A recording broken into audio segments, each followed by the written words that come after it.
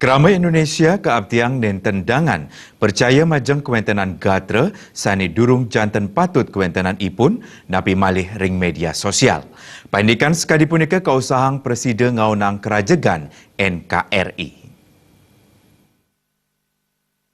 Anggota Dewan Pertimbangan Presiden I Gusti Kompiang Mani Lemausang, payudan sane wenten ringgalahi mangkin nenten malih nganggen senjata, nyanging sane mangkin akehan merupa adu domba, mawinan, meperkara sareng pasemetonan. Anggan nyani ngelingang samian kerama Indonesia, mangda nenten dangan percaya ring gatra sane wenten ring media sosial.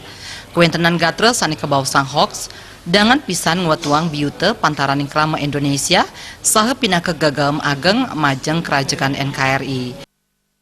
Bahwa perang yang kita hadapi sekarang bukan perang bersenjata, tapi perang non senjata, perang tanpa kekerasan yang kita sebut dengan perang proxy war, yang mengadu domba kita, padahal kita bukan domba.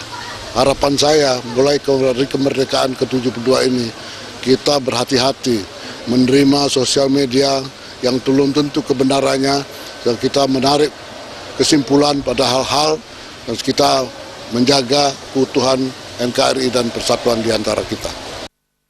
Gusti Kompiang Manila taler ngaptiang, pariwana mangde medue parisolah becik, sutindih ringwang sepanegara, saha medue jiwa kepemimpinan.